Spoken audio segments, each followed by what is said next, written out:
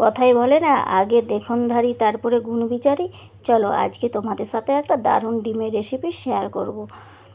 এমন দুর্দান্ত লাগে, একই রকম হচ্ছে ডিমের রেসিপি, ঝোল ঝাল খেতে খেতে মুখের স্বাদ তো অন্যরকম হয়ে গেছে। তার জন্য ভাবলাম চলো আজকে একটা ডিমের রেসিপি নতুনভাবে শেয়ার করি তোমাদের সাথে। একবার এইভাবে বানিয়ে খেয়ে দেখো, দারুণ লাগে খেতে। দেখো ডিমের রেসিপিটা বানানোর জন্য পেঁয়াজ, রসুন, আদা আর এখানে নিয়েছি কাজু বাদাম আর হচ্ছে চারমগজ। এগুলো ভালো করে মিক্সিতে পেস্ট করে নেব। পেস্ট করে রেখে দিয়ে এদিকে দেখো পেঁয়াজটা ডুমো ডুমো করে কেটে নিয়েছি আর ডিমটাও সিদ্ধ করে নিয়েছি।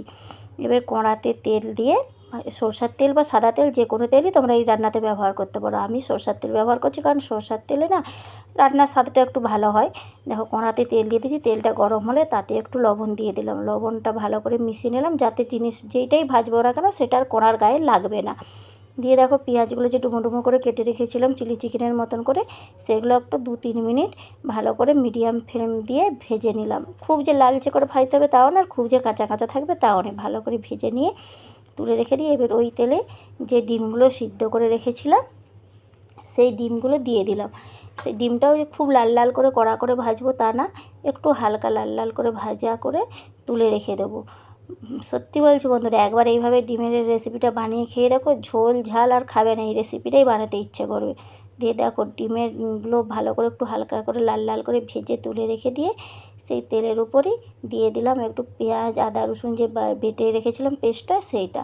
এইটাকে এবার একটু ভালো করে ঢাকা দিয়ে দিয়ে বেশ কিছুক্ষণ ধরে ভেজে নেবো, কষিয়ে নেবো। কারণ জানোই তো যে ভাজা মানে বাটা পেঁয়াজের একটা একটু গন্ধটা বেশিই ছাড়ে তরকারিতে, তার জন্য এটা ভালো করে ঢাকা দিয়ে দিয়ে ভেজে নিলে আর যে পেঁয়াজ, আদা, রসুনের যে গন্ধটা থাকবে সেটা একদমই থাকবে না, চলে যাবে।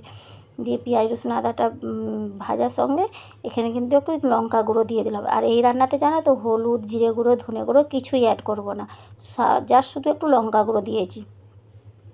লঙ্কা গুঁড়ো একটু দিয়ে ভালো করে আবার ঢাকা দিয়ে দিয়ে কষিয়ে নেবো। দিয়ে দেখো মশলা থেকে তেল ছেড়ে গেছে। এবার এই মশলাটার উপর যে কাজু আর চারমগজ বেটে রেখেছিলাম সেইটা অ্যাড করে দেবো। দিয়ে তাতে দেবো একটু গরম মশলা, আর কিছু না। যে হ্যাঁ, তোমরা এই সময় একটু চিনি দিতে পারো, যারা তরকারিতে একটু মিষ্টি পছন্দ করো তারা একটু চিনি দিতে পারো। আর যারা আমার মতন একটু ঝাল ঝাল খেতে পছন্দ করো তারা চিনিটা স্কিপ করতে পারো। আমি কিন্তু চিনি দিইনি, কারণ আমি একটু যে কোনো জিনিস একটু ঝাল ঝাল খেতে পছন্দ করি।